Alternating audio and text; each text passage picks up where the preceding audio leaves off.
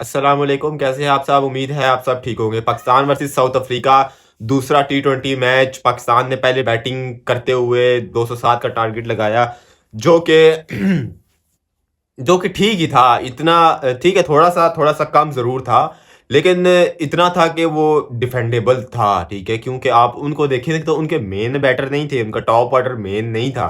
ठीक है, जो आपने इतनी कुट खा ली। हारिस रऊफ ने शुरू में वही टिपिकल हारिस रऊफ ने बॉलिंग करवाई, कुट खाता रहा, लेकिन एट लास्ट स्टेज में हमें याद आया कि हमने यॉर्कर्स करवाने हैं, हम तब बचेंगे। हमने back of the hand slower once करवाए। ठीक है, करवाने चाहिए, वेरिएशन चेंज करनी चाहिए, लेकिन उस पर भी हमें जब छक्के पड़ रहे थे, क्योंकि बाउंड्री लेंथ बहुत छोटी थी, हमें छक्के पड़े थे। हमें बिल्कुल लास्ट में याद आया, शाहिन शाह अफरीदी को याद आया, तो हारिस रऊफ ने जो लास्ट ओवर करवाया, मैंने कहा यार बहुत अच्छा करवा गया, बहुत बेहतरीन ओवर हुआ। फिर वो लास्ट बॉल पे छक्का खा लिया। तो सारा अपनी मेहनत के ऊपर ना सारा उसने पानी फेर दिया। ठीक है, लास्ट में हारिस रऊफ को याद आया कि हमने यॉर्कर्स करवाने हैं, हमने यॉर्कर्स करवाने हैं। तो गेम अवेयरनेस बहुत लेट ही हमारी चलती है। और आज कप्तान साहब भी थोड़े बुझे बुझे नजर आ रहे थे। क्या पता उनके बैक ऑफ द माइंड वो पिछले मैच की इनिंग चल रही हो, आज भी कुछ बेहतर नहीं खेले, तो मे बी वो बैक ऑफ द माइंड वो चल रहा होगा अपनी इनिंग्स की वजह से। बहुत बहुत रिजवान बुझे बुझे नजर आए कि जब वो इब्रार को 4 रन पड़े थे ओवर में, बहुत अच्छा ओवर गया था, तो उसके बाद पार्ट टाइमर को क्यों नहीं लगवाया। शाह जो कप्तानी करते थे मोहम्मद रिजवान। अब मुल्तान सुल्तान की बॉलिंग लाइन में अब देखो, दानी होता है उनके पास, ठीक है, अब्बास अफरीदी होता है उनके पास, खुशदिल शाह को पता नहीं उसने क्या बॉलर बना दिए, टॉप क्लास का बॉलर। तो उसकी बॉलिंग लाइन आप देखो, मोहम्मद अली होता है, मतलब बिल्कुल इनएक्सपीरियंस, 1% भी एक्सपीरियंस नहीं, और वो फाइनल्स में जा रहा है। तो वो शार्प माइंड नजर नहीं आया आज। आज रिजवान का वो शार्प जो सेंस थी क्रिकेटिंग, वो नजर नहीं आई मुझे आज। बहुत डिसअपॉइंट किया रिजवान ने आज अपनी कप्तानी में। चलो बैटिंग तो चलती रहती है, किसी दिन आप अच्छा करते हो, किसी दिन आप बुरा करते हो, लेकिन कप्तानी आज मजा नहीं आया रिजवान भाई।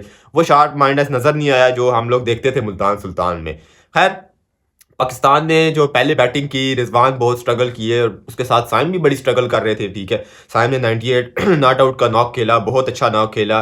ठीक है, और सैम ने स्ट्रगल की रिजवान के साथ, लेकिन वो जो रिजवान आउट हुए, फिर उसके बाद वो जो साइम अयूब बाबर आए। ठीक है, पहले बाबर आए।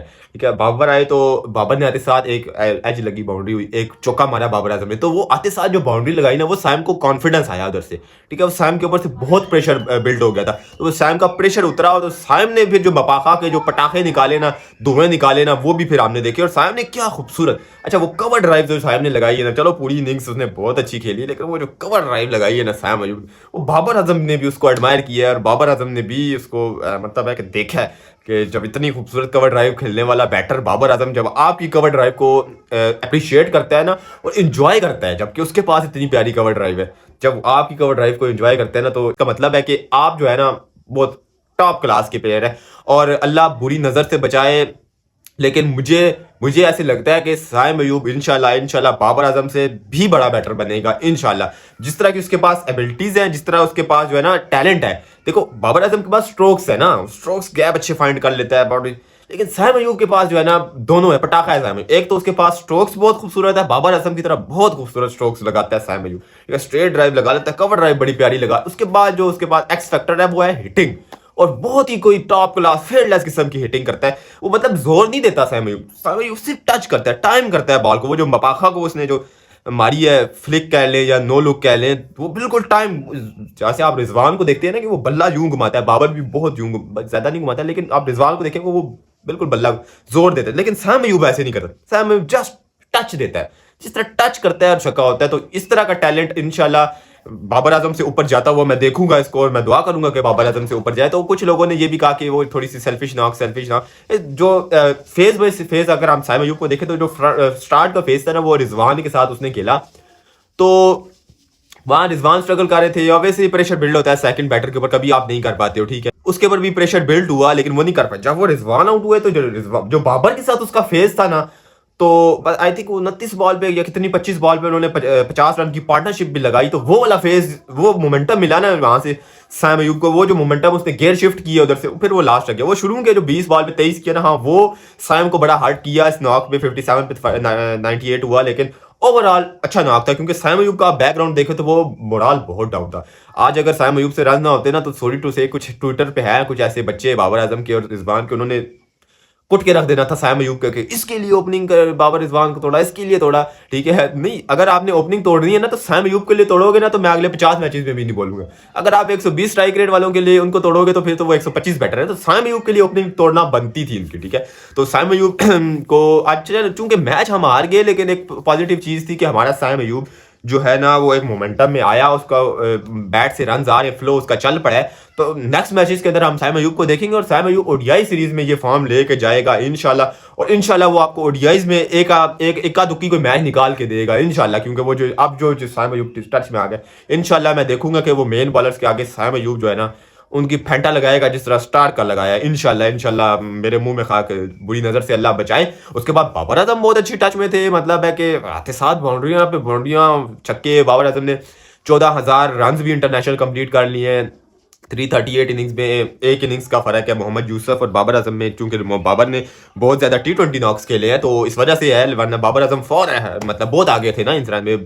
पर्सनल अचीवमेंट है बाबर आजम की। उसके बाद बाबर आजम ने शाहिद अफरीदी के T20 में सिक्सेस भी जो है ना इक्वल कर लिए हैं। उसके बाद बाबर आजम ने 11,000 T20 इंटरनेशनल रन भी बनाए, फास्टेस्ट बैटर, तो इसके लिए भी बाबर आजम को मुबारकबाद।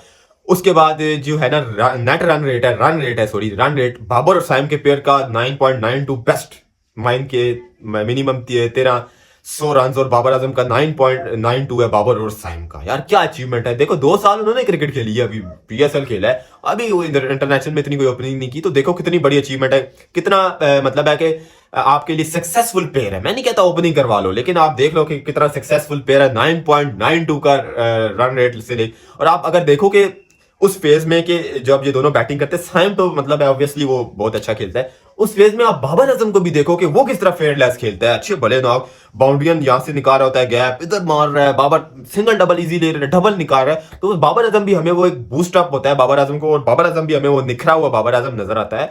और मैं इजीली मैं आज तो मेरा केस भी स्ट्रांग है, बाबर आजम ने इतना अच्छा नॉक खेला है, तो मैं हमेशा से कहता हूँ बाबर आजम इजीली सर्वाइव कर सकता है T20। बाबर आजम का मसला पता है आता है कि वो रन नहीं करता T20 में, ठीक है, वो रन नहीं करता, लेकिन उसका ये मसला कभी भी नहीं आता कि वो स्ट्राइक रेट उसका कम होता है। रन नहीं होते, वो आपका मैटर ऑफ टाइम होता है, कभी करते हैं कभी नहीं करते, लेकिन T20 में सर्वाइव कर सकता है, ठीक है। वो मॉडर्न डे क्रिकेट की तरह वो दो नहीं खेल सकता, लेकिन 150 160 इज गुड फॉर हिम। अगर बाबर 150 160 से खेल भी रहा है ना तो ठीक है ना, इतना ही खेल चाहिए, और क्या चाहिए आपको, ठीक है। आज बाबर का भी 30 था, अच्छा नॉक है। आप 50 पे 50 करने से बेहतर है ना कि आप इस तरह का नॉक खेलो। अगर बाबर आजम वहां से मोमेंटम अगर तोड़ देता ना, जैसे रिजवान बिल्कुल मतलब प्रेशर था साइम के ऊपर, वहां बाबर के भी प्रेशर आ जाता था, बाबर भी स्लो हो जाता था। साइम अयूब को आपको 98 नहीं, आपको 200 भी नजर ना। मैं बाबर को क्रेडिट नहीं दे रहा, लेकिन मैं आपको बता रहा हूँ कि बाबर ने मोमेंटम शिफ्ट किया है। टीम वर्क है ना, मोमेंटम अगर बाबर ने शिफ्ट किया तो अपने लिए नहीं किया, टीम को फायदा हुआ। तो टीम के लिए 11 बंदों ने खेलना होता है, तो वहां से जो बाबर स्लो नहीं हुआ, वो मोमेंटम साइम आगे लेके गया। इरफान खान न्याजी क्या बैटिंग की है लड़के। मैंने कहा कि वो एक स्पार्क है इसमें कि ये फिनिशिंग अच्छी कर सकता है। वो ऑस्ट्रेलिया में इसके मैच नहीं फिनिश कर पाया, लेकिन मुझे पूरी उम्मीद थी इरफान खान न्याजी के ऊपर कि ये अच्छी इनिंग्स क्या मतलब जोर नहीं देता, मतलब हल्की सी ऐसे मारता है ना कि गोली की तरह बॉल जाती है, ठीक है। इरफान खान न्याजी आपका एक अच्छा टैलेंट है, इसको और मौके दें, ठीक है। उस्मान खान के लिए मुश्किल होगी सर, लेकिन चले इरफान खान न्याजी, साइम हो गया, हारिस हो गया, ये 3-4 बैटर हैं आपके पास। अभी आप डोमेस्टिक देखें तो माज लड़का है, ठीक है, वो उसने अच्छी बैटिंग किया, और एक साथ लड़का है जिसने कल बैटिंग की है। उसके अलावा मतलब है कि और आपका थोड़ा थोड़ा मुझे टैलेंट नजर आ रहा है, मैं जिक्र जरूर करूंगा, ठीक है, जो कि T20 का टैलेंट है। खैर इस मैच यहाँ हम हारे तो नहीं थे कभी सेंचुरियन में, लेकिन आज हार गए, ठीक है। तो चले आज ही दोबारा दूसरा जो है ना T20 तीसरा T20 है, तो चले नेक्स्ट T20 में मुलाकात होती है। फी अमानिल्लाह।